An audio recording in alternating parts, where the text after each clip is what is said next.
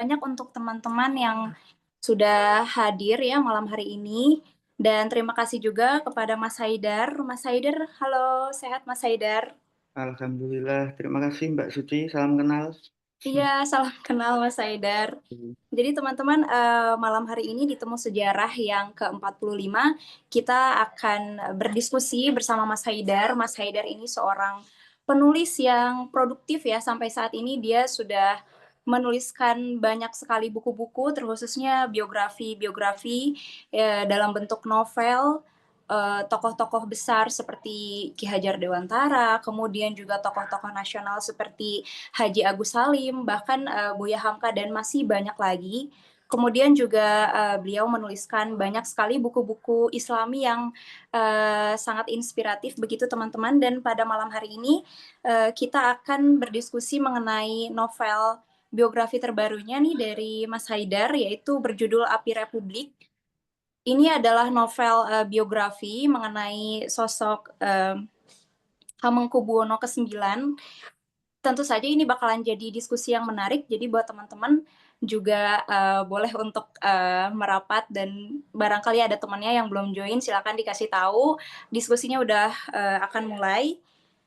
Dan ketika berbicara mengenai Hamengkubuwono ke-9, tentu saja kita tidak hanya berbicara mengenai beliau sebagai penguasa Kesultanan Ngayogyakarta Hadiningrat ya teman-teman, tapi aku percaya di novel ini juga akan dikupas banyak mengenai Hamengkubuwono ke-9 ini, karena beliau juga merupakan salah satu tokoh sentral terkhususnya di Bali. Jadi nggak sabar untuk tahu lebih dalamnya lagi mengenai isi dari novel ini. Jadi gimana Mas Haidar, apakah sudah aman dan sudah siap? Insya Allah sudah siap Mbak Oke, Suci. kalau gitu monggo Mas Haidar, waktunya dipersilakan. Terima kasih Mbak Suci atas waktunya.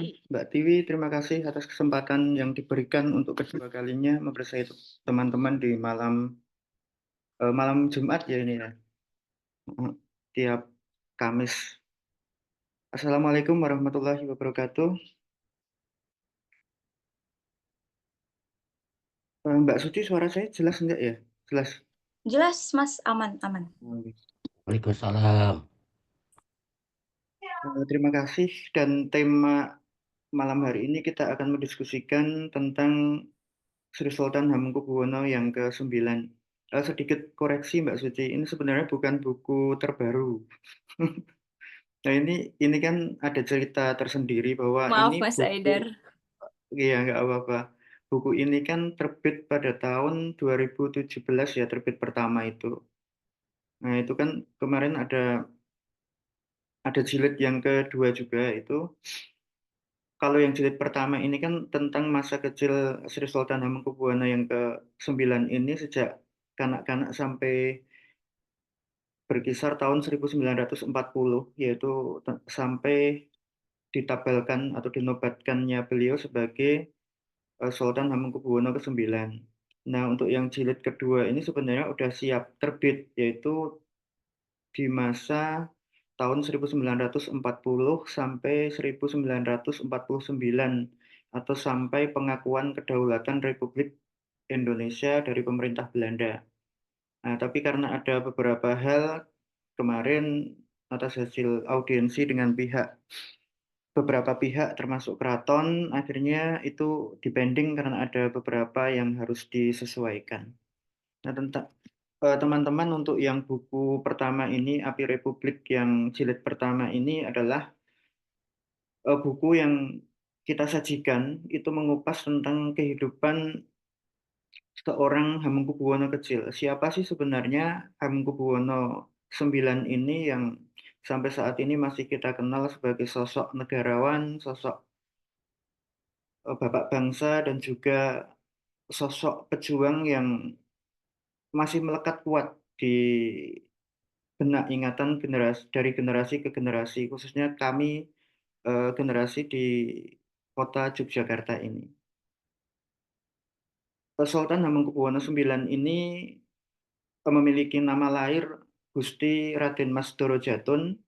Beliau adalah satu-satunya putra dari permaisuri Sultan Hamengkubuwono ke-8 atau yang nama kecilnya itu Raden Mas Suyadi, dan ibunya bernama Raden Ayu Kustilah. Nah, beliau lahir pada hari Sabtu Pahing, tanggal 12 April tahun 1912. Tempat kelahirannya itu kalau sekarang posisinya di timur Pasar Ngasem. Kalau teman-teman ke Jogja itu kan ada komplek Taman Sari itu, nah utaranya itu kan ada Pasar Ngasem. Itu dulu pasar hewan, tapi sekarang udah dipulihkan ke cagar budaya. Nah itu ke timur, masuk namanya di Kampung Sompilan namanya. Tapi itu waktu itu tempat tinggal putra mahkota, karena pada waktu GRM atau Gusti Raden Mas Dorojatun ini lahir, ayahnya itu masih bergelar Kanjeng Gusti Pangeran Adipati Aryo atau putra mahkota yang memang oleh Sultan Hamengkubuwono VII ini nanti disiapkan untuk menggantikan posisi beliau sebagai HB8. Ada hal menarik bagaimana kehidupan Sultan Hamengkubuwono IX muda ini, yaitu ketika berusia 3 tahun, menginjak 3 tahun, ibunya itu atas perintah dari kakeknya, yaitu Sultan Hamengkubuwono VII, tanpa sebab yang diketahui, dipulangkan ke rumah orang tuanya, yaitu KGPAA Mangkubumi. Nah, Mangkubumi ini tempatnya dulu kalau teman-teman sekarang ke kampus Widya Mataram di barat Pasar Ngasem atau Komplek Taman Sari itu ada tempat gabungan dalam yang bernama Mangkubumen. Nah, itu tempat dulu mertuanya HB8 ini. Juga pada masa perjuangan menjadi markas atau tempat persembunyian Jenderal Sudirman sebelum melakukan perang gerilya keluar dari ibu kota Yogyakarta pada waktu itu. Nah, pengembalian ibunya HB9 ini dari dalam Purbayan itu ke Mangkubumen ini terjadi pada sekitar tanggal 17 Mei tahun 1915. Nah, setelah medio 1915 itu, GRM Dorojatun ini kan kemudian dikeluarkan dari keraton dengan ditempatkan in the cost di rumah seorang Belanda dengan alasan bahwa HB9 ini menyiapkan anak-anaknya itu agar menjadi pribadi-pribadi yang tidak manja, pribadi-pribadi yang mandiri sejak kecil. Maka satu-satunya jalan agar GRM Dorojatun ini tumbuh menjadi seorang generasi penerus di keraton yang mandiri, maka ayahnya ini ingin sekali Dorojatun ini hidup dengan dilatih hidup disiplin dan mandiri. Nah, keputusan itu keluar ketika Dorojatun ini menginjak usia 4 tahun. Kemudian sang ayah membawa Dorojatun ini ke rumah seorang Belanda, guru di Taman Kanak-kanak Probel School di daerah Gondokusuman. Gondokusuman itu arahnya dari keraton itu agak ke selatan timur. Nah, itu di sana Dorojatun dititipkan atau indekos di rumah Mr. Mulder. Nah, di rumah keluarga Mulder inilah Dorojatun dididik menjadi seorang yang mandiri tanpa memiliki ketergantungan dari fasilitas yang dimiliki oleh keluarganya di keraton. Singkat cerita, tumbuhlah Dorojatun ini menjadi pribadi seorang anak-anak yang mandiri, cerdas, apa-apa bisa sendiri, mencuci pakaian sendiri, memasak sendiri. Nah, kemudian itu sampai pada Dorojatun ini sekolah di ELS. ELS itu setingkat sekolah dasar pada zaman Belanda. Itu tempatnya di daerah Secodiningrat. Nah, dekat Taman Pintar itu kalau sekarang teman-teman.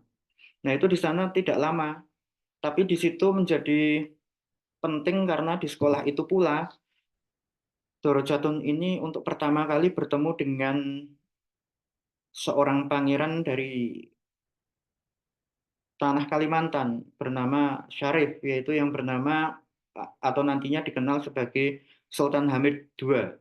Nah, itu di sana Doro Jatun ini memiliki panggilan Hengki, kemudian yang Syarif ini memiliki panggilan Moses. Persahabatan itu intim sekali di sekolah itu. Tetapi karena suatu takdir yang harus berjalan, akhirnya pada tahun keempat sekolah di ELS itu, eh,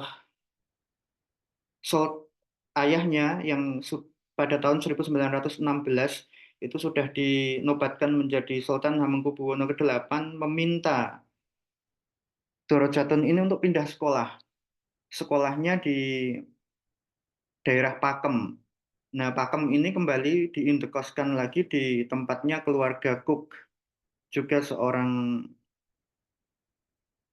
Belanda yang sangat disiplin dan memberikan dasar-dasar atau pondasi tentang kemandirian dan kedisiplinan kepada Gusti Raden Mas Doro Jatun ini.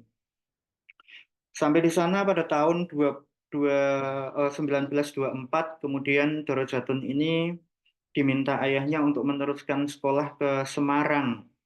Nah, di sana juga ini dilepaskan dari fasilitas keraton, tidak mendapatkan fasilitas apapun dari keraton, kemudian dititipkan juga ke keluarga, itu keluarga Belanda, namanya keluarga Mr. Voskuil. Di rumah Mr. Voskuil itu Doro Jatun dibimbing untuk menjadi seorang remaja yang bisa menemukan jati dirinya. Apa yang sudah didapatkan di sekolah dasar itu terus dipacu agar dia menemukan jati diri, menemukan passionnya itu untuk apa, untuk menjadi seperti apa. Tapi pada tahun 1926, lagi-lagi atas keputusan sepihak dari HB8, Doro Jatun ini diminta pulang ke keraton. Karena udara Semarang yang panas itu ternyata tidak bersahabat dengan kulit Doro Jatun, sehingga sering terkelupas dan sering sakit-sakitan. Nah, atas pertimbangan itulah kemudian HB8 itu meminta kepada sang anak untuk meneruskan sekolah ke kota Bandung. Ke kota Bandung itu dengan hawa yang lebih dingin, nah itu harapannya Doro Jatun itu akan tumbuh menjadi sosok pelajar yang sehat, tidak seperti yang di Semarang karena ada angin pantai yang panas itu berdampak pada kesehatannya. Nah, di Bandung ini kan Doro Jatun ini ditemani oleh saudaranya bernama Bendoro Raden Mas Tinggarto. Ini meneruskan sekolahnya di sekolah HBS. HBS itu sekarang apa ya, menjadi sekolah apa itu? Ya, Mas. Kalau kosnya itu pada waktu itu di Keluarga Debur, itu di Jalan Rio nomor 57 Kota Bandung. Kayaknya gedung HBS yang sekarang kalau di Bandung itu Mbak Suci itu sekarang SMA 3 dan 5, Mas, izin. oh iya, SMA 3 dan 5 yang di Jalan Belitung itu ya. Dan ada plakatnya di situ dicantumkan di sini pernah Di bersekolah. di daerah Jalan Belitung enggak salah ya, Mas ya. Iya, Mas, betul, Mas. Iya. Nah, itu cuma 1 sampai 2 tahun di situ, kemudian karena Doro Jatun itu nggak terlalu bisa mengikuti di HBS itu, kemudian oleh Mister Debur ini kemudian diberikan pilihan untuk pindah ke AMS. Nah, di AMS ini sampai selesai, kemudian pada tahun 1930-an itu HB8 itu meminta Doro Jatun dan kakaknya itu BRM Tinggarto ini untuk meneruskan sekolah ke negeri Belanda.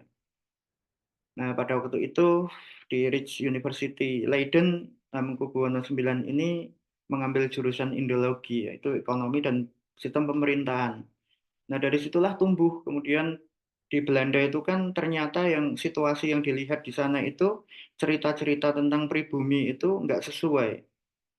Apa yang dilihatnya selama umur kanak-kanak sampai belasan tahun ini, bagaimana rakyat di lokal, rakyat Jogja itu bagaimana pemerintah Belanda memperlakukannya. Nah, itu apa yang disaksikannya masa kanak-kanak sampai remaja itu ternyata berbeda dengan cerita-cerita yang menjadi bahan cerita di negeri Belanda. Apalagi ketika dia sekelas dengan Juliana, itu putri Sri Ratu Wilhelmina yang nanti akan menggantikan posisi menjadi penguasa negeri Belanda. Nah, ternyata cerita-cerita yang didapat di Leiden di Holland itu bahwa pemerintah Belanda ini memperlakukan penduduk pribumi ini dengan sangat baik, memberikan pendidikan yang baik, sistem ekonomi yang baik, sistem pemerintahan yang memihak rakyat kecil. Nah, itu kan bertentangan dengan apa yang disaksikannya oleh Dorojatun waktu masih di negeri sendiri. Yaitu kemudian mengilhami bahwa Dorojatun ini tumbuh meski pendidikan Belanda, ia ingin tetap menjadi jati dirinya sebagai seorang Jawa. Nah, ketika dia bercita-cita bahwa setelah lulus dari Rich University ini, sesuai dengan ilmu yang didapatkannya tentang ekonomi dan pemerintahan, dia ingin mengubah peta atau arah perjalanan bangsanya. Ia ingin mewujudkan apa yang menjadi cerita di negeri Belanda itu, bahwa yang terjadi di pribumi itu tidak akan bisa berubah menjadi baik kalau pribumi sendiri tidak bisa memperjuangkan hak-haknya dari pemerintah Belanda yang sejatinya memang memeras dan juga tidak sesuai dengan apa yang menjadi harapan orang-orang pribumi. Nah, tetapi karena sekali lagi adalah alur takdirnya tidak sesuai harapan beliau, pada tahun 1939 ini kan terjadi Perang Dunia I. Nah, itu meletus, kemudian HB8 di Jogja itu khawatir terjadi apa-apa dengan sang putra. Maka dimintalah pulang sebelum lulus dari kuliah itu kembali ke Indonesia. Waktu itu nama Indonesia sudah dikenal oleh, karena memang PI itu udah ada ya tahun sekitar 28-an ya, di Belanda itu udah ada, termasuk tentunya Bung Hatta itu juga. Nah, nama Indonesia udah dikenal, kemudian diminta pulang itu menumpang ke kapal dagang. Dan pulang ke Indonesia, ke pribumi, sampai ke Batavia itu sekitar tahun 1940-an awal. Nah, di Hotel The Seine sebelum menghadiri penjamuan dengan Gubernur Jenderal di Batavia, itu Sultan Hamengkubuwono VIII yang udah sakit ini memberikan keris Kiai Jogopiturun kepada calon HB9 atau Dorojatun ini. Maka mengertilah Pangeran Hadinegoro dan Joyokusumo yang ditugaskan untuk mengiringi penjemputan itu, dengan keris diberikan kepada Dorojatun ini, mengertilah bahwa keluarga keraton menghendaki bahwa Dorojatun ini nantinya didaulat atau ditabalkan, dinobatkan menjadi penerus HB8, menjadi HB9. Prosesi itu berlangsung singkat. Ketika pulang dari Batavia, HB8 yang udah memiliki sakit komplikasi ini, ketika kereta api berjalan baru sampai ke Kroya, daerah Banyumas itu, mengalami pingsan. Nah, sampai di Jogja langsung dilarikan ke Rumah Sakit Pantirape dan meninggal di Rumah Sakit Pantirape itu. Nah, kemudian setelah itu HB9 dinobatkan, tentu dengan sebuah drama yang panjang karena banyak sekali klausul perjanjian dengan Dr. Lucian Adam, gubernur Jogja pada waktu itu, pemerintah Belanda itu. Ada beberapa hal yang memang sangat merugikan keraton dan rakyat Jogja. Maka Dorojatun yang sudah mengenyam pendidikan Belanda ini tidak setuju, tidak seperti pendahulu-pendahulunya yang langsung teken kontrak kerja, tanda tangan penobatan itu, tapi HB9 sangat-sangat memperjuangkan nasib rakyat Indonesia, khususnya Yogyakarta ini ke depan. Maka beberapa pasal termasuk tentang tugas prajurit keraton, kemudian Pepatih Dalem kan pada waktu itu Patih Danurejo itu memiliki dua fungsi, yaitu untuk kepentingan pemerintah Belanda dan juga pemerintah keraton. Nah ini sangat membahayakan karena apa informasi di keraton bisa dijual ke gubernur jenderal. Nah, gubernur ini apa ini kan otomatis tidak boleh sampai ke keraton, itu sangat membahayakan. Nah itu klausul pasal itu diantaranya yang harus minta dihilangkan oleh Doro Jatun. Itu berlangsung dari bulan Februari sampai Maret,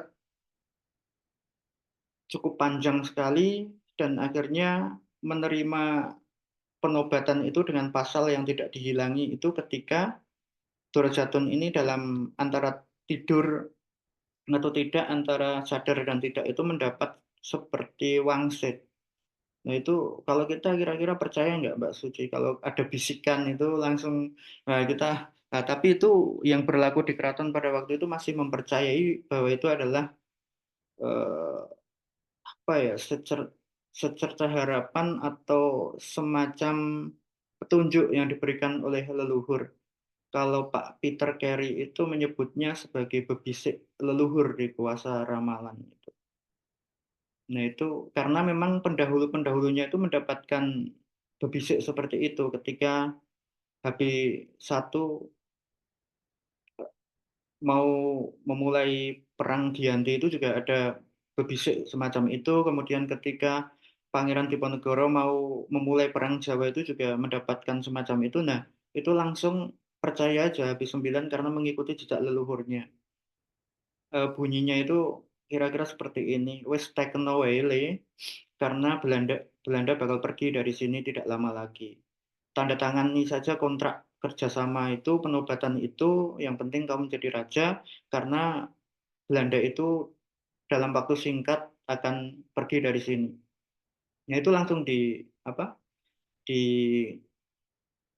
taken aja, dan jadilah HB9 ini menjadi seorang raja penguasa di negara Yogyakarta yang amburadul pada waktu itu, karena 2 tahun setelah itu terjadi peralihan kekuasaan. Belanda Belanda menyerah tanpa syarat di Kalijati, pasukan Jepang mulai berkuasa di seluruh Nusantara ini.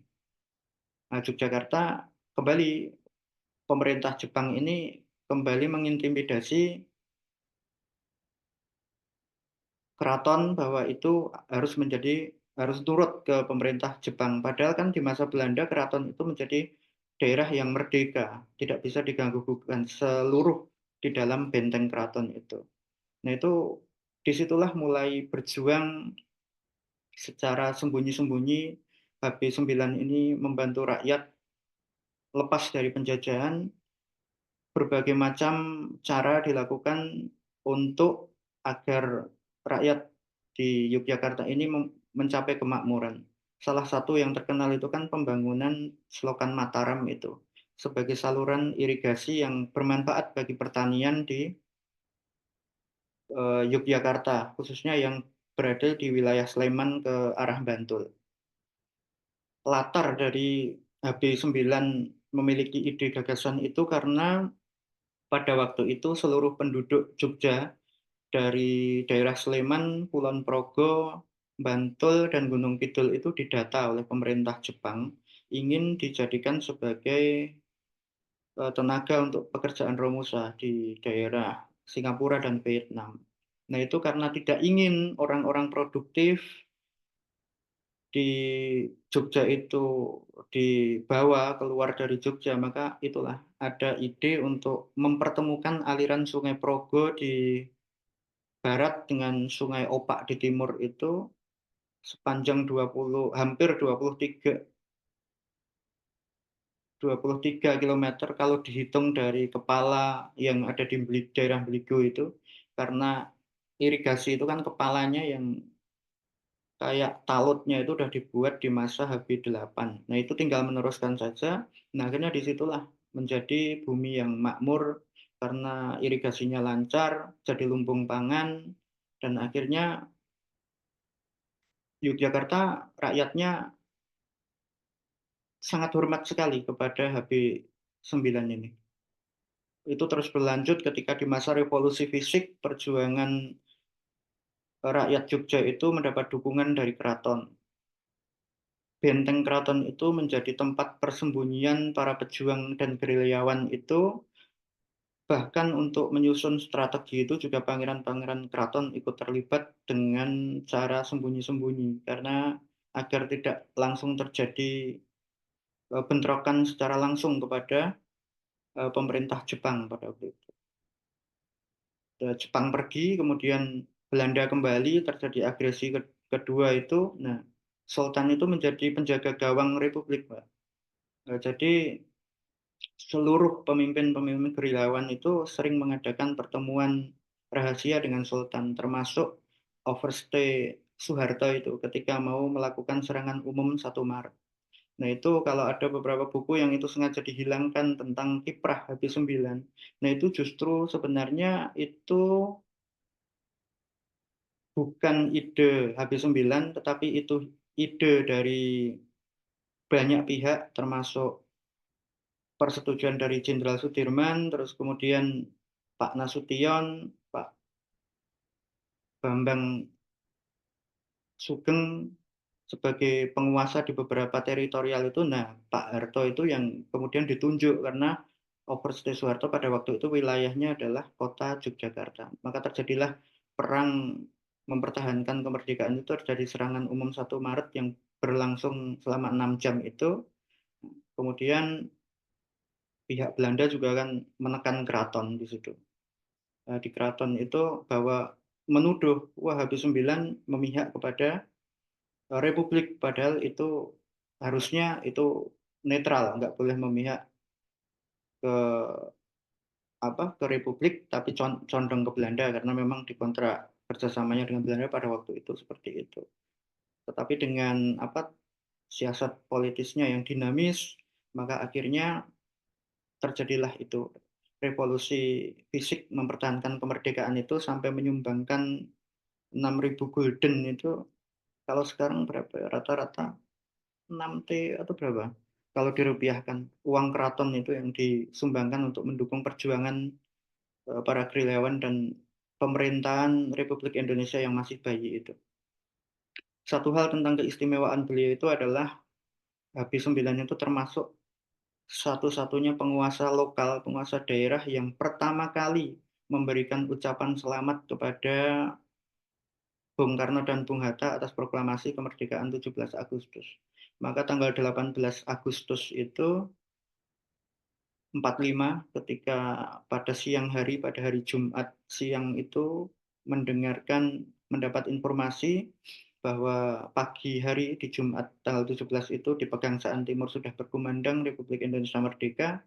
Dari Masjid Gede Kesultanan di Kauman itu Sultan dibantu dengan Ki Hajar Dewantara menyerukan dukungan tentang kemerdekaan itu.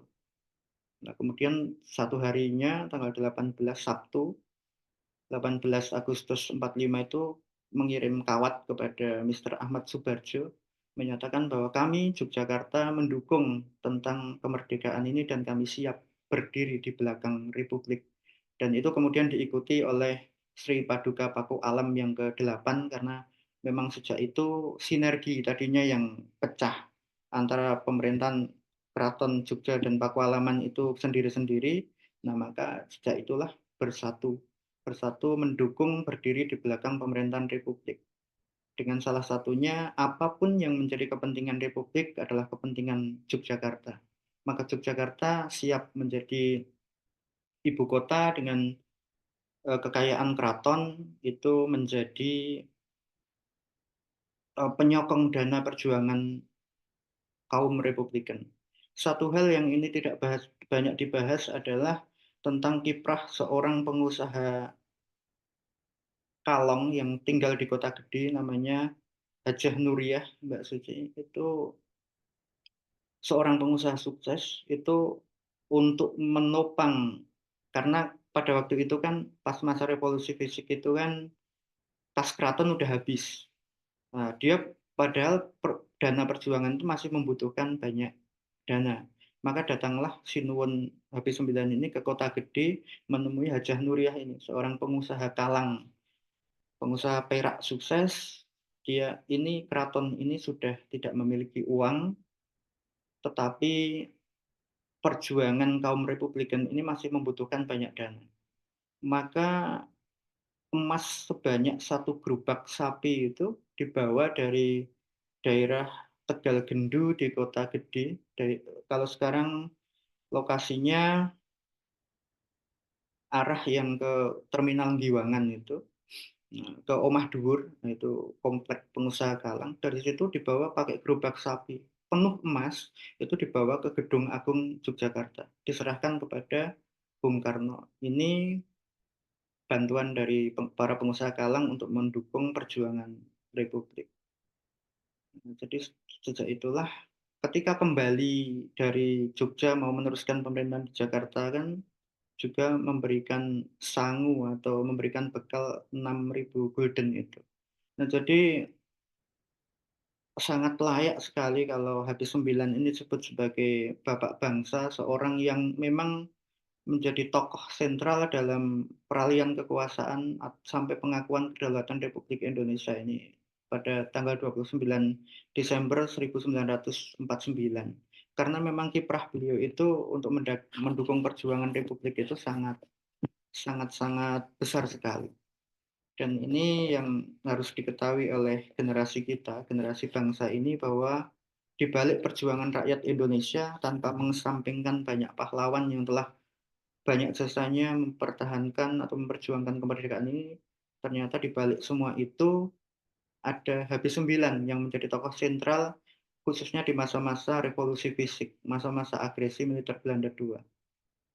Bisa kita bayangkan bagaimana ketika pemerintahan di Jakarta itu diacak-acak oleh tentara Kanil, bahkan Bung Karno, Sultan Syahrir aja sampai hampir mati. Bung Karno juga terus diintai, Bung Hatta terus diintai mau dibunuh. Sultan Hamengkubuwono IX yang mendengar berita itu kemudian mengirimkan kawat ke Jakarta. Bagaimana kalau sementara ibu kota pemerintahan pindah ke Jogja? Ketika Bung Karno mengatakan bahwa kami tidak memiliki bekal yang cukup untuk meneruskan pemerintahan di Yogyakarta, Habis 9 ini menyediakan badan dan seluruh kas keraton yang dimilikinya untuk membantu atau mendukung perjuangan Republik.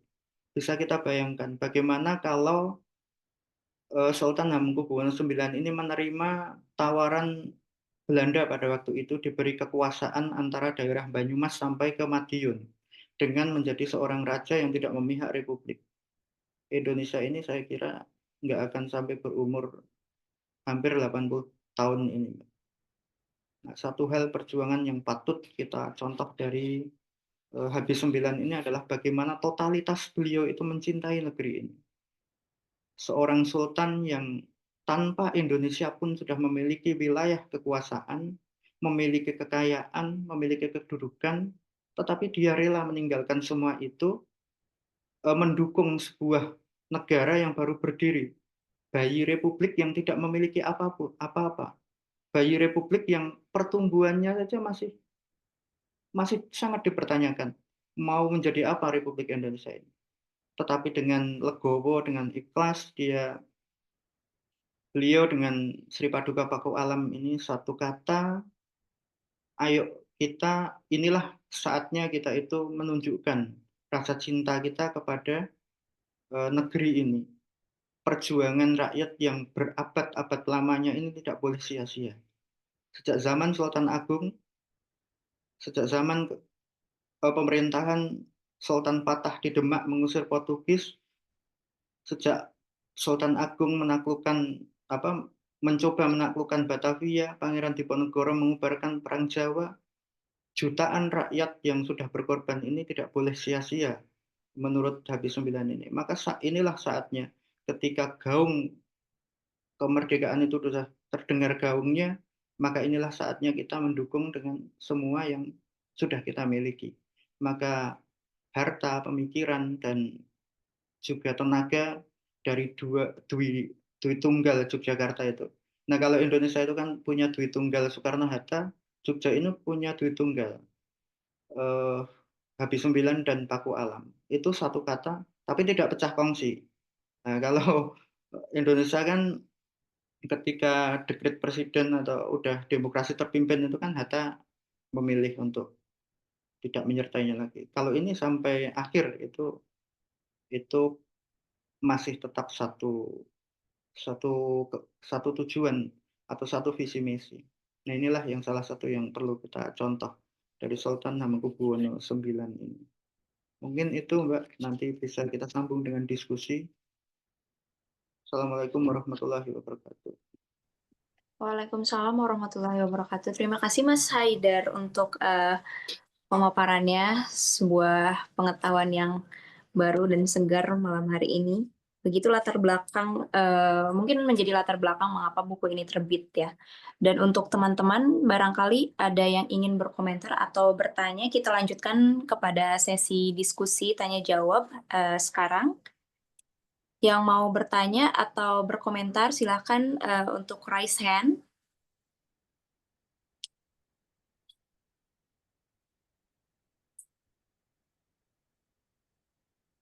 Oh, ada Mas Nasta. Boleh Mas Nasta?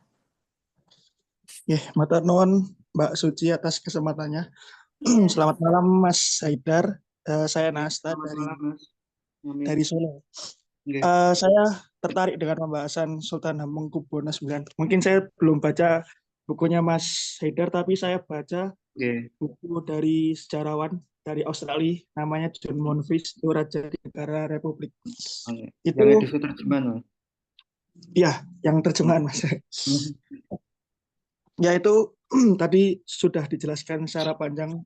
Terus saya juga mungkin ada yang terlewat dan saya penasaran. Sultan Hamengkubuwono IX itu kan terkenal sebagai Bapak Pramuka juga.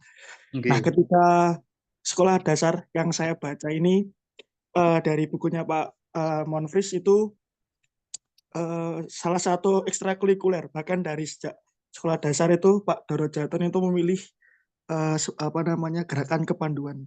Itu Betul. mungkin bisa diceritakan Mas, kenapa akhirnya Pak Doro Jatun atau Sri Sultan Hamengkubuwono IX itu memilih gerakan kepanduan? Apakah nanti itu juga mempengaruhi kepribadian beliau? Karena setelah itu kan beliau nanti melanjut sekolah di Belanda juga. Nah itu apakah dari gerakan kepanduan ini mempengaruhi kepribadian beliau gitu? Matur nuwun Mas. Nggih. Oke, terima kasih Mas Nasta untuk pertanyaannya. Mas Haidar boleh langsung dijawab atau mau dikumpulin dulu ini? Kumpulin dulu nggak apa-apa, Mbak? Oh ya. Kemudian ada juga ini Mbak Lia, boleh Mbak Lia?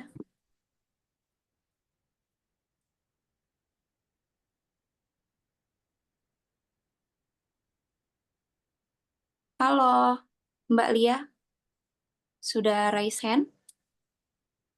Boleh untuk open mic.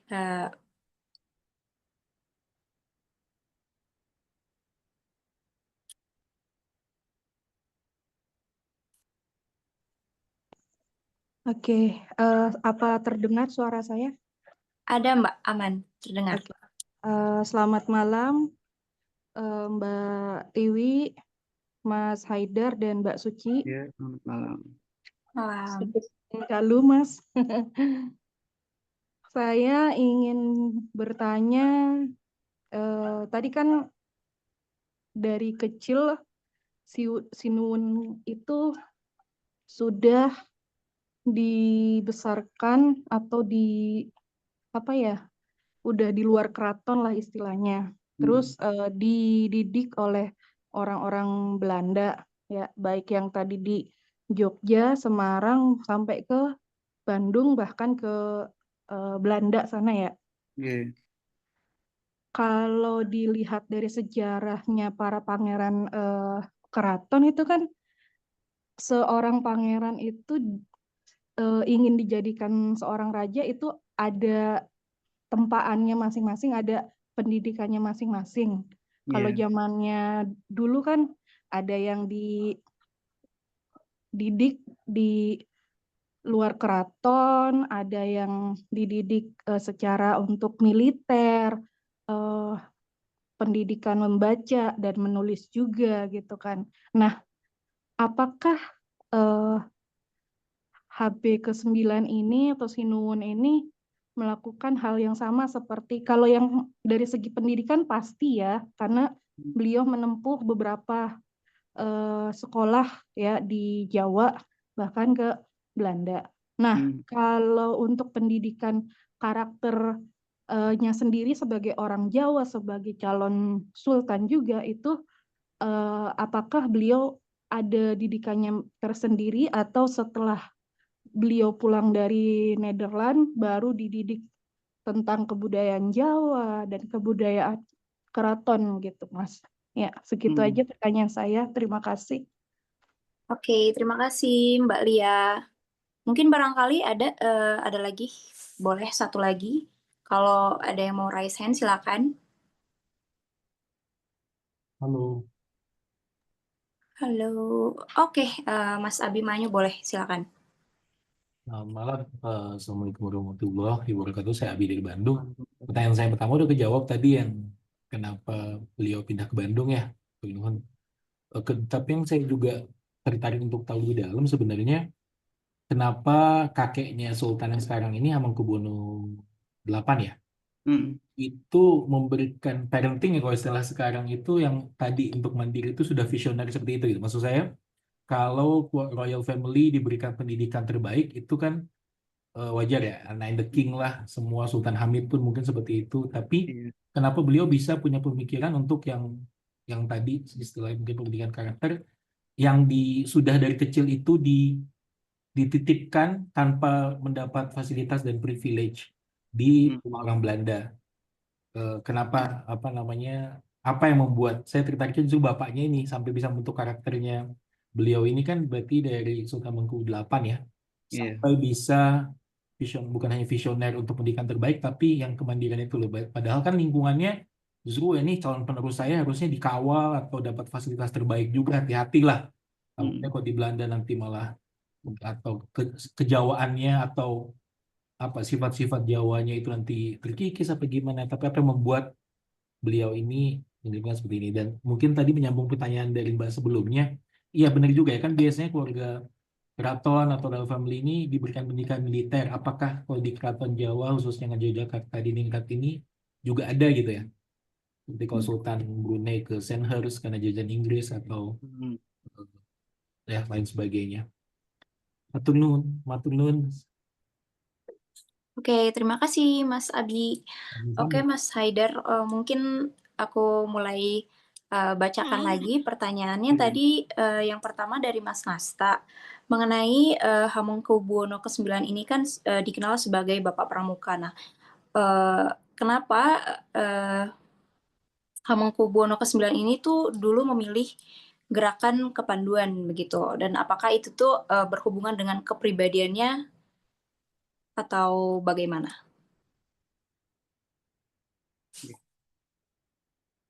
Pertama saya ingin menjawab pertanyaan Mas Nasta ya tentang kenapa Sinuwun Habis-9 ini dikenal sebagai Bapak Pramuka. Itu kan pada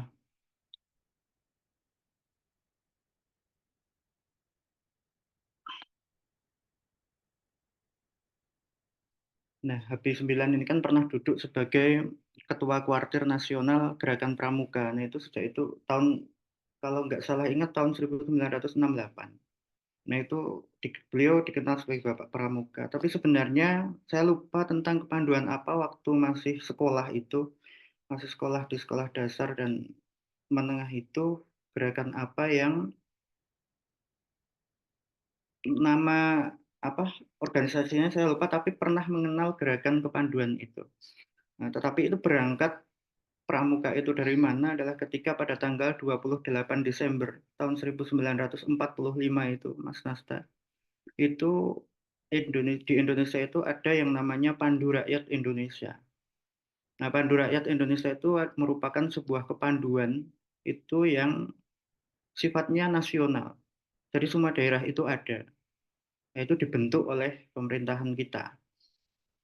Pada waktu itu yang bergabung hampir semua organisasi yang ada di Indonesia, khususnya Muhammadiyah, karena Muhammadiyah itu kan ada kepanduan Hizbul Wathan itu. Nah, itu bergabung, dan organisasi-organisasi kepanduan yang lain juga ikut bergabung di Pandu Rakyat Indonesia ini. Kepanduan ini kemudian untuk apa ya, keefektifannya juga kemudian dibagi menjadi sebuah organisasi yang bersifat federasi. Namun karena ada banyak kelemahan, akhirnya pemerintah kembali membentuk Persatuan Kepanduan Indonesia, yaitu Perkindo.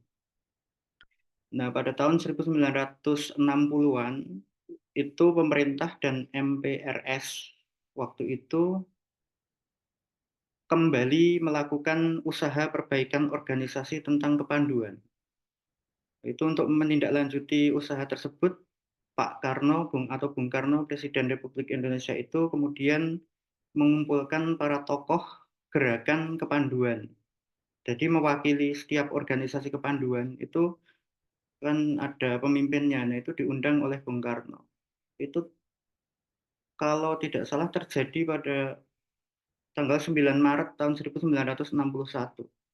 Nah, di hadapan para tokoh kepanduan yang ada ini, termasuk diantaranya adalah Sultan Habis IX. Itu juga ada Dr. Abdul Aziz, Profesor Priyono juga, dan juga Ahmadi. Kemudian Presiden ini kepada mereka memberikan penilaian bahwa Pandu ini, menurut Pak Karno itu masih berbau neo-imperialisme dan kolonialisme, kata kepanduan ini. Atau kebarat-baratan lah, menurut Pak Karno itu. Nah, sehingga harus diganti dengan nama lain yang lebih pas dan sesuai dengan semangat nasionalisme bangsa Indonesia. Nah, dalam situasi seperti ini, kasak kusuk dari Profesor Priyono selaku Menteri Pendidikan dan Kebudayaan pada waktu itu memaknai pemuda perintis ingin menamai atau mengganti kata Pandu itu menjadi organisasi pemuda perintis. Nah, karena nama itu dianggap berbau komunis ya waktu itu oleh Sultan Hamengkubuwono IX, sehingga Habis IX itu mengusulkan nama itu bagaimana kalau diganti dengan kepanduan itu bernama Pramuka. Nah, Pramuka ini kata Habis IX itu diambil dari kata Poromuko. Jadi Poromuko itu dari bahasa Jawa artinya pasukan perang yang berada di garis paling depan. Jadi kepanduan ini menjadi garda terdepan perjuangan menurut Habis IX. Gigih dan gagah karena para muka kan, para pemuka gitu. Perintis seperti yang disaksikan langsung oleh Sultan Habis IX ini ketika terjadi masa revolusi fisik perang kemerdekaan itu antara tahun 45 sampai 49 itu. Nah, itu kan terjadi para kepanduan laskar kerakyatan itu bersatu padu melawan penjajah Belanda. Kegigihan mereka ini menjadi inisiatif dari Habis IX ini untuk menamakan gerakan kepanduan ini menjadi Pramuka atau Poromuka itu tadi. Nah, usul Ngerso Dalem ini kemudian diterima oleh para tokoh itu termasuk Bung Karno. Pramuka yang merupakan kependekan dari Praja Muda Karana ya. Nah, itu yang berarti kan jiwa muda yang gemar berkarya. Nah, itu akhirnya dipakai terus karena yang mengusulkan Pak Sultan Habis IX, kemudian beliau dikenal sebagai Bapak Pramuka. Pramuka kemudian menjadi organisasi kepanduan yang bersifat nasional di Indonesia, dan organisasi ini resmi berdiri pada tanggal 14 Agustus 1961. Dan setiap tanggal 14 Agustus kan kita peringati sebagai Hari Pramuka. Nah, dari sejak itu karena memang sejak kecil memang Habis IX ini udah suka baris berbaris, kemudian ada momentum itu, nah kemudian diteruskan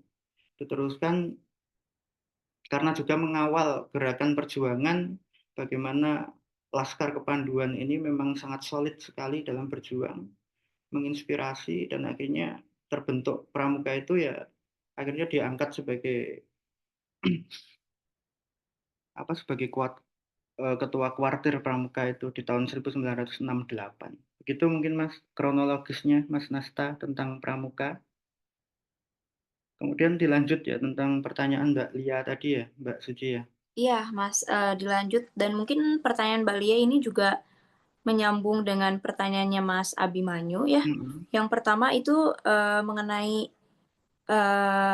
apakah Mas Doro Jatun ini juga melakukan hal yang sama terhadap pendidikan karakter beliau sebagai orang Jawa, atau bahkan mendalami kebudayaan mengenai keratonnya begitu. Kemudian juga yang kedua dari Mas Abi itu mengapa Hamengkubuwono ke-8 ini kok bisa memiliki cara parenting yang serevolusioner itu dalam bab pendidikan maupun karakter begitu, Mas? Baik, kita jawab sekalian aja ya Mbak Lia dan Mas Abi ya. Yaitu tentang kita mulai dari bagaimana HB8 ini memiliki sebuah pandangan yang visioner tentang pendidikan putra-putrinya. Khususnya putra-putranya ya, putra-putra. Di lingkungan Keraton Yogyakarta sendiri itu ketika sudah terjadi pada masa pemerintahan HB7. HB7 itu kan terkenal sebagai sultan yang paling kaya di generasi Kesultanan Ngayogyakarta Hadiningrat. Karena pada waktu itu banyak perusahaan pabrik gula itu didirikan, jumlahnya itu di Jogja itu ada 23 atau berapa kalau nggak salah. Nah itu perkebunan tebu itu dibuka di mana-mana. Nah dari kerjasama itulah kemudian HB7 ini memiliki pemasukan untuk keraton ini sangat luar biasa besar sekali. Nah dari situ karena HB7 atau yang nama kecilnya Murtejo ini memiliki pandangan bahwa kedepannya itu keraton ini tidak akan lagi sama dengan apa yang terjadi pada para pendahulunya atau juga pada masa pemerintahannya. Otomatis dengan banyaknya industri yang berkembang, juga perkebunan yang berkembang, itu nanti wilayah kekuasaannya juga itu juga akan ikut berkembang. Ketika zaman sudah berkembang, itu kan juga diperlukan SDM yang harusnya berkembang, yang harus sesuai dengan mengikuti zamannya atau tidak ketinggalan, atau syukur-syukur memiliki pandangan yang jauh lebih maju lagi. Maka mulai sejak Gusti Raden Mas Suyadi atau HB8 muda ini, nah ini disiapkanlah pendidikan yang terbaik. Itu dibukalah sistem pendidikan dengan orang-orang Belanda, itu hubungannya pendidikan lebih dimajukan. Nah, kemudian seiring waktu, nah ini kan apa yang didapat dari pengamatannya yang terjadi di lingkungan keraton yang masih feodal seperti itu, harus nyembah-nyembah, dan itu kan untuk kemajuan itu kan juga kurangan juga. Nah itu dilihatlah, diperbandingkanlah dengan apa yang terjadi di lingkungan orang-orang Belanda yang pendidikannya jauh lebih maju. Itu dilihat oleh HB8.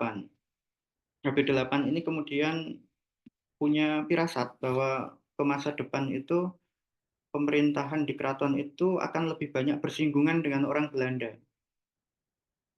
Orang Belanda sudah terlalu lama berkuasa, kemudian nanti perjuangan itu pastinya juga tidak akan sia-sia karena keyakinannya bahwa orang yang ditindas tapi ia berusaha terus berjuang dan bertahan itu nanti akan menemukan kemerdekaan atau kebebasan dari penjajahan. Nah itu HB8 memaknai itu semua itu tidak akan terjadi kalau generasi penerusnya itu menjadi orang yang seperti yang sudah-sudah, yang hanya manut, yang hanya menurut apa kata pemerintah Belanda. Diperlukan seorang pemimpin yang memang benar-benar berani untuk menyuarakan kebenaran, berani untuk membuat kebijakan, berani untuk berdiri di atas kaki sendiri. Nah, dari pandangan yang jauh itulah kemudian HB8 ini menyiapkan anak-anaknya itu menjadi pemimpin-pemimpin masa depan. Salah satunya adalah dengan memberikan pendidikan yang lebih maju, lebih layak. Tidak ada pilihan lain kecuali disekolahkan di sekolah-sekolah Belanda. Karena memang yang pendidikan yang maju pada waktu itu adalah pendidikan-pendidikan yang mereka. Karena kelas pendidikan meski sama-sama untuk sistem politik etis itu pemerataan pendidikan, salah satunya itu kan diberikan oleh seluruh penduduk ya Mbak ya. Nah tapi kan tidak semua penduduk itu mendapatkan fasilitas itu. Bahkan antara orang ningrat dengan orang yang setengah ningrat, katakanlah bangsawan tapi tidak ningrat keturunan keraton kan fasilitas pendidikannya berbeda. Nah, mumpung keraton ini mendapatkan peluang untuk mendapatkan fasilitas pendidikan yang maju, yang paling tinggi kelasnya pada waktu itu, sesuai dengan kebijakan politik etis itu, ya dimanfaatkanlah oleh HB8 ini untuk memberikan pendidikan yang terbaik bagi putra-putranya, menyekolahkannya di sekolah-sekolah yang terbaik, dengan harapan anaknya ini nanti akan menjadi pribadi-pribadi yang bisa menyelami kehidupan orang-orang Belanda. Karena kedepannya akan banyak bersinggungan dengan para pemimpin-pemimpin Belanda. Nah, maka hal itu kan benar-benar dihadapi oleh HB9. Dimulai ketika dinobatkan menjadi HB9 itu kan harus berdialog atau bernegosiasi alat dengan Dr. Lucian Adam. Nah, kita kenal sendiri juga Dr. Lucian Adam itu adalah seorang yang cerdas, seorang yang sangat cerdas malah, gubernur yang apa ya, istilahnya itu mengetahui sistem pemerintahan, juga berbagai pernik tentang itu yang terjadi di keraton, bahkan sebagai kedudukannya sebagai seorang gubernur di Yogyakarta. Nah, bayangkan saja kalau HB9 itu tidak mengimbangi, tidak memiliki pengetahuan itu, tidak sekolah mengambil jurusan Indologi di Leiden. Tentu kan untuk negosiasi itu juga akan sulit sekali.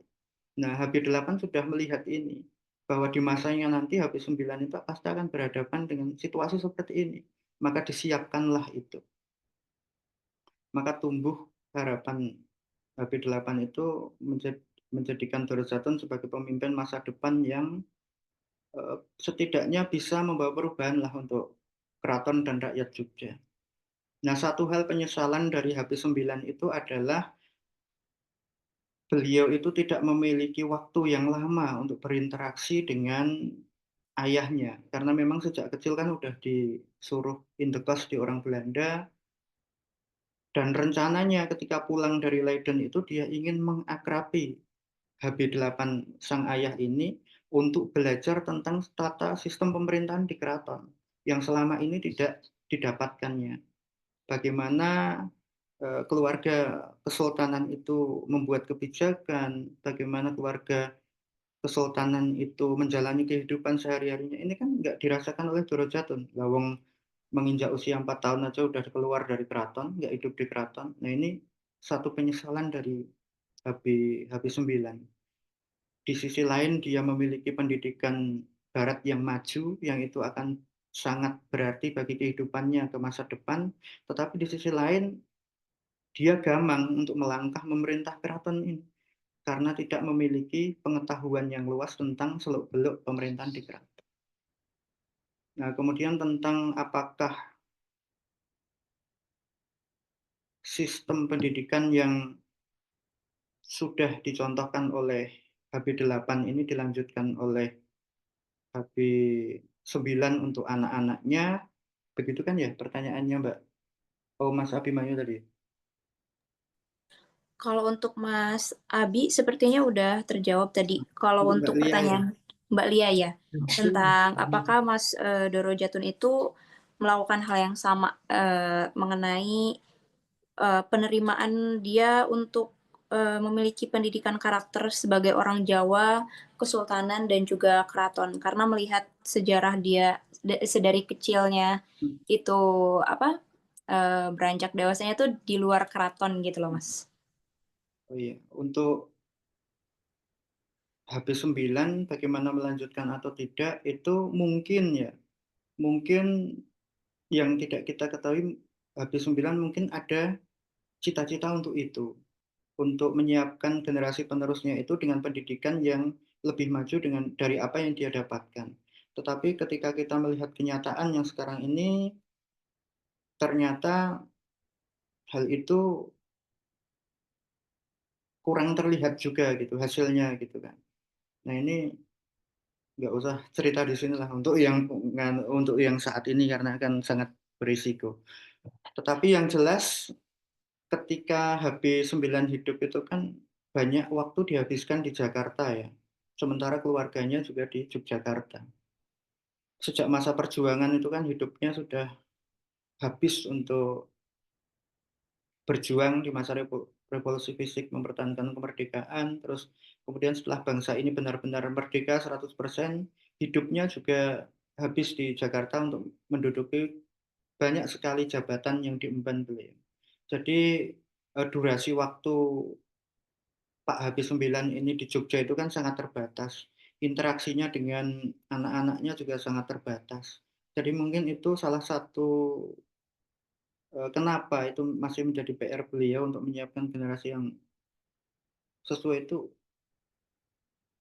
kayaknya ya, iya, mau mengatakan ini kan sulit juga karena memang kalau melihat keadaan yang terjadi itu kan belum mencerminkan apa yang menjadi impian dari sang Sultan Republikan itu sendiri.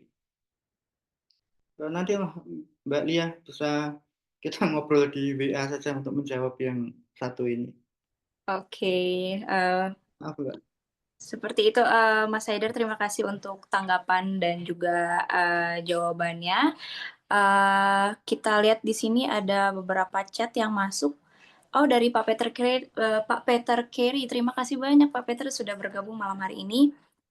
Saya ingin tanya mengenai sejarah Ronggo. Kemudian dari Mas Israf ya, tadi mengomentari mengenai kepanduan.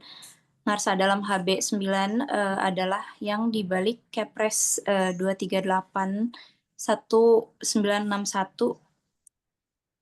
Terima kasih Mas Israf atas komentar lagi yang mau ditanyakan dari teman-teman atau mau menanggapi. Oh ya, teman-teman juga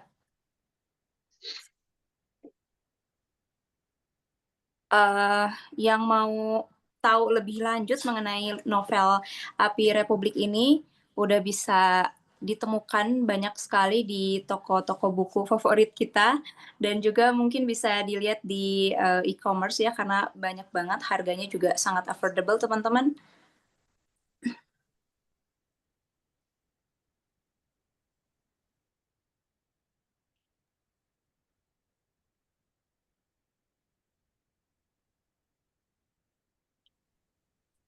Apa ada lagi yang mau ditanyakan? Saya ingin mengucapkan terima kasih kepada Pak Peter ini Iya. karena memberikan tambahan tentang ini organisasi kepanduan yang waktu itu diikuti oleh Ngerso dalam waktu muda, NIFP ini. Memang benar memang benar HB9 adalah yang dibalik Kepres nomor 238 tahun 61 itu. Terima kasih Prof. Peter Carey. Ya, dengan senang hati. Ya, thank you. Saya juga terlibat di dalam buku sebagai epilog. Terima kasih ya atas paparan. Terima kasih Pak Prof. Peter atas prolognya di buku Api Republik ini. Memberikan gambaran juga tentang bagaimana HB9 ini sadar akan sejarah leluhurnya memindahkan makam Pak Ronggo dari Banyusumurup ke Madiun. Madiun. Dan buku-buku Pak Carey adalah rujukan yang sangat berharga. Terima kasih Prof. Monggo. Oke, ya, terima kasih. Take care. Kalau begitu teman-teman, menarik sekali diskusi kita pada malam hari ini. Kita jadi tahu banyak mengenai Sri Sultan Hamengkubuwono ke-9 ini. Di buku ini bercerita mengenai kepribadian kehidupan beliau sejak dilahirkan sampai ditabalkannya menjadi penguasa kesultanan begitu, dan mungkin akan ada kelanjutannya ya Mas Haidar dari buku ini. Oke, yang jilid 2 itu yang tadi masa revolusi fisik dari penobatan, perang agresi dan sampai pengakuan kedaulatan itu sebenarnya udah disiapkan cetak, dan itu dummy juga udah kita kirim ke pihak keraton, tetapi karena ada satu hal, dan ini Prof. Peter sangat paham sekali bagaimana ini harus dipending terbitnya dulu karena ada beberapa hal. Insya Allah doakan aja Mbak. Nanti insya Allah 3 jilid sebenarnya. Wah, Sampai menarik. beliau meninggal. Tapi butuh waktu lama. Karena kita juga harus bijak untuk melihat peluang dan melihat situasi yang terjadi di Jogja ini sekarang. Kemudian ya kita tidak berani lah untuk mengambil suatu resiko dengan hal-hal yang seperti itu. Oke, kalau gitu ditunggu waktu dan tanggal pas dan baiknya ya Mas Haidar. Insya Allah Mbak Suci. Oke, teman-teman terima kasih banyak yang sudah bergabung pada malam hari ini. Terima kasih yang sudah bertanya, yang sudah memberikan komentar, dan terima kasih banyak Prof. Peter Carey yang sudah hadir juga pada malam hari ini. Terima kasih juga Mas Haidar sudah berbagi mengenai novel biografi Api Republik ini. Sangat menarik sekali, menjadi pengetahuan baru juga. Dan teman-teman jangan lupa untuk follow ya Temu Sejarah, karena insya Allah Kamis malam depan juga kita akan lanjut diskusi sejarah lagi ke-46. Jadi jangan lupa follow, dan silakan untuk mencari novel Api Republik ini di toko buku favorit kita, di e-commerce juga banyak sekali. Terima kasih banyak teman-teman. Mungkin saya Suci Atmarani sebagai moderator pamit undur diri. Mohon maaf atas ada kesalahan-kesalahannya. Saya kembalikan kepada Teh Tiwi. Siap, terima kasih Kak Suci. Dan teman-teman, mungkin nanti sebelum ditutup kita foto terlebih dahulu. Buat teman-teman yang mau open cam boleh banget ya. Oke, siap-siap. Kita tunggu beberapa teman-teman. Oke, sudah beberapa yang muncul ya. Kita akan foto teman-teman. Baik, 1, 2, 3. Oke. Boleh mau ganti gaya juga boleh banget. Sekali lagi ya teman-teman ya. 1, 2, 3.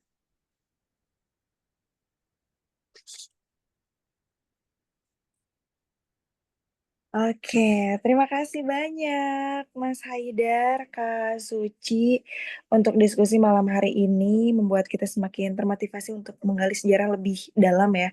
Mungkin biasanya kita baca biografi dari satu hal, ini dari sisi novelnya seperti apa, kita juga yang teman-teman yang belum baca nanti bisa baca juga, sepertinya sangat menarik. Apalagi Mas Haidar ini adalah spesialisasi biografi ya Mas ya. Buku Masih belajar, biografi Mbak. tokohnya banyak sekali, nanti kita bisa baca. Begitu, sekali lagi terima kasih, selamat malam, selamat beristirahat, dan lancar untuk semuanya. Jangan lupa minggu depan kita masih ada diskusi-diskusi menarik. Baik, terima kasih teman-teman, sampai jumpa. Terima kasih Pak Terima Dewi. kasih, Prof. terima kasih Peter, Mas Haidar. Terima Sama-sama Mas kasih Nasta, semuanya. Terima kasih. Assalamualaikum. Waalaikumsalam.